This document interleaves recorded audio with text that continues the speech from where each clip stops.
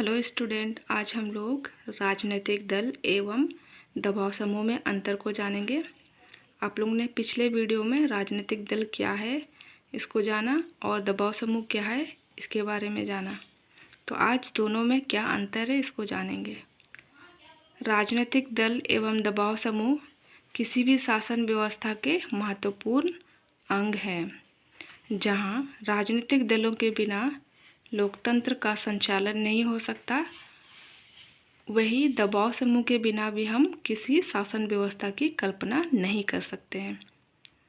जहां राजनीतिक दल सीधे सरकार नीति निर्माताओं को नियंत्रित कर राष्ट्रीय नीतियों का निर्माण करवाती है, वही दबाव समूह भी समाज एवं शासन के साथ जुड़कर अपने पक्ष में नीतियों का निर्माण करवाती है। ये सरकार के साथ, समाज एवं व्यक्तियों के साथ संबंध रखते हैं। इसके बावजूद दबाव समूह एवं राजनीतिक दल में कुछ अंतर है। अब हम लोग अंतर जानेंगे कि दोनों में क्या है। पहला पॉइंट है, राजनीतिक दल राजनीतिक होते हैं जबकि दबाव समूह गैर राजनीतिक। तो राजनीतिक दलों का उद्देश्य ही होता है क्या है, राजनीतिक, है ना, राजनीतिक होते हैं। ये लोग क्या करते हैं, चुनाव में भाग लेते हैं और फिर अपने प्रत्याशी को चुनाव में खड़ा करते हैं और चुनाव जीतते हैं। ठीक है, चुनाव जीतने का एक ही मकसद रहता है, सत्ता को हासिल करना। इसके विपरीत अगर हम लोग जाएंगे दबाव समूह का, तो ये लोग ना ही चुनाव लड़ते हैं और ना ही अपने प्रत्याशी को खड़ा करते हैं और ना ही लोग सत्ता प्राप्त करना चाहते हैं। केवल ये लोग बस क्या करते हैं, कोई भी विधायक हो, अधिकारी हो या कर्मचारी, उसको बस प्रभावित करते हैं, दबाव बनाते हैं। ठीक है, और दबाव बना के ये दबाव समूह के लोग अपने हितों की पूर्ति बस करते हैं और फिर जो भी विधायक, अधिकारी और कर्मचारी है उन पे दबाव डालती है कि ये लोग जो भी नीतियाँ बनाएगी, है ना, उस नीतियों में जो भी दबाव समूह के लोग हैं उनका हित के बारे में सोच के बनाए नीतियाँ। मतलब कुल मिला के देखें तो दबाव समूह का ही यहाँ पे लाभ होना चाहिए। उस हिसाब से कर्मचारी लोग नीति निर्माण करें या नीति बनाएं। दबाव समूह का बात करें तो ये लोग अपने वर्ग विशेष, है ना, उनके हितों की पूर्ति पे ही ज़्यादा जोर देते हैं। तो इस प्रकार हम लोग बोल सकते हैं कि राजनीतिक दल जो है औपचारिक राजनीतिक संगठन होते हैं, जबकि दबाव समूह बाहर रहकर, है ना वो लोग चुनाव में भाग लेते हैं, ना प्रत्याशी को खड़ा करते हैं, मतलब बाहर ही रहते हैं इन सब चीज़ों से और बस अपने हित साधना चाहते हैं। सेकंड पॉइंट है, राजनीतिक दलों का क्षेत्र व्यापक जबकि दबाव समूह का क्षेत्र जो है छोटा होता है। तो राजनीतिक दलों का क्षेत्र जो है बहुत बड़ा होता है। ये लोग क्या करते हैं, अपने वर्ग समूह, है ना, इस वर्ग में और इस समूह में बहुत सारे लोग सम्मिलित होते हैं। मतलब राजनीतिक दलों में अनेक वर्गों, समूह, संप्रदाय के लोग शामिल होते हैं और इस वजह से इनकी जो सदस्य संख्या है लाखों में होती है। अगर इसके विपरीत जाए, जबकि दबाव समूह की सदस्य संख्या जो है कम होती है, कम होने की वजह से इसका क्षेत्र भी क्या होता है, कम होता है। और कोई भी व्यक्ति एक साथ कितने भी समूह में सदस्य बन सकता है ना। कोई एक व्यक्ति को देख लीजिए, अब एक समय में, मतलब एक समय में नहीं, एक साथ में इधर का भी मेंबर बन सकते हैं, उधर का भी, लेकिन एक बार में एक ही दल का वो सदस्य बन सकता है। तो हम लोग कह सकते हैं कि क्षेत्र के आधार पर भी राजनीतिक दल एवं दबाव समूह में अंतर है। तीसरा है, राजनीतिक दलों के कार्यक्रम व्यापक होता है, मतलब बड़ा स्तर पर होता है, जबकि दबाव समूह का जो कार्यक्रम है संकीर्ण होता है, मतलब छोटा रूप में होता है।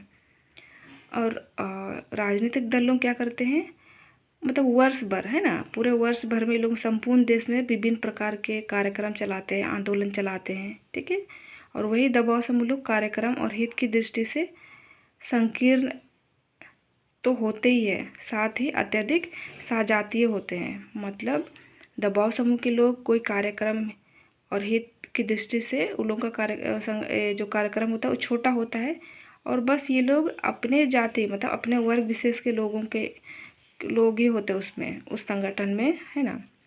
और उनके मुद्दे और हित समूह हित साधन समान जो है समान होते हैं, हित जो है समान होते हैं।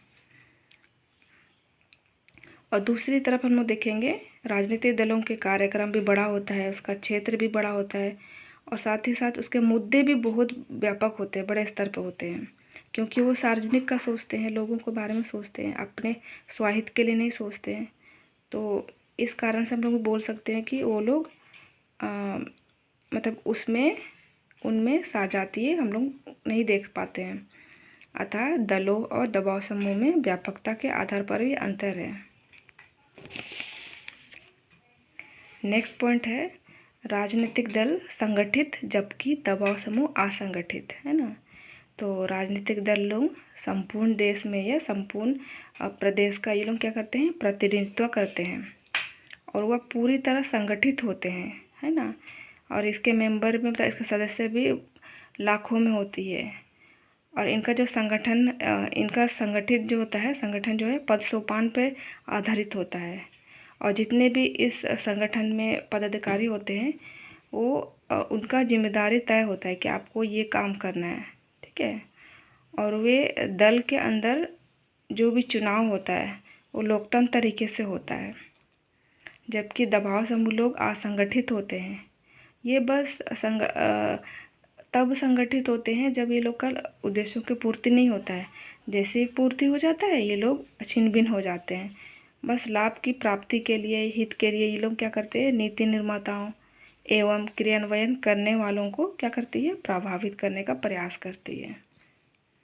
नेक्स्ट पॉइंट है सत्ता प्राप्ति को लेकर अंतर, मतलब सत्ता को लेकर अंतर, ठीक है। तो राजनीतिक दल लोग का एक ही उद्देश्य होता है, वो लोग क्या करते हैं, सत्ता प्राप्ति, मतलब चुनाव इसलिए करवाती है कि सत्ता को हासिल करे, है ना, अपनी नीतियों एवं सिद्धांतों को लागू कर सके। लेकिन दबाव समूह लोग क्या करते हैं, केवल अपने स्वार्थों की पूर्ति चाहता है, वह सत्ता प्राप्त करने की लालसा नहीं रहती उसमें। केवल वो लोग क्या करते हैं, जो भी विधि निर्माता लोग हैं, प्रशासक लोग हैं, उनको प्रभावित करते हैं और फिर अपने लक्ष्यों को प्राप्त करना चाहते हैं।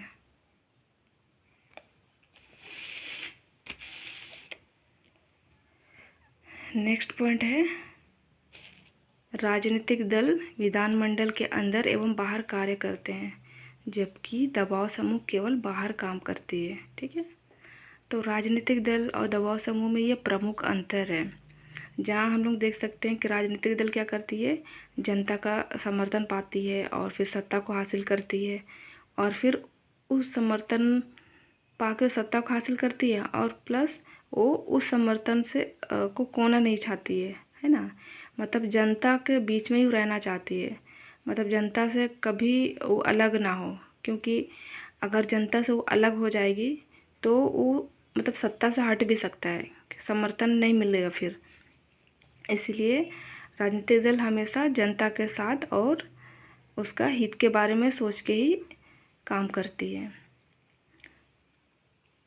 अगर हम लोग देखें दबाव समूह के लोग, ये लोग क्या करते हैं, केवल अपने समूह में सक्रिय रहते हैं, ठीक है। वो ना विधानमंडल के मेंबर बनते हैं, ना सदस्य होते हैं, कुछ भी नहीं, अतः वहाँ सक्रिय नहीं रहता है वो। नेक्स्ट है राजनीतिक दल सदैव क्रियाशील, जबकि दबाव समूह सदैव नहीं रहता है क्रियाशील, मतलब एक्टिव, है ना। तो राजनीतिक दल क्या करते हैं, दबाव समूह में भी यह प्रमुख अंतर है कि राजनीतिक दल का जो क्षेत्र बड़ा होता है, इसका उद्देश्य भी बड़ा होता है ना, वो बड़े स्तर पे काम भी करते हैं, और हमेशा साल भर देखेंगे तो कुछ ना कुछ कार्यक्रम आंदोलन करते रहती है, हमेशा एक्टिव रहती है। लेकिन दबाव समूह के लोग क्रियाशील नहीं रहते हैं, केवल वे अपने हितों के लिए सक्रिय होते हैं, और जैसे हित पूरा होते हैं वे निष्क्रिय हो जाते हैं।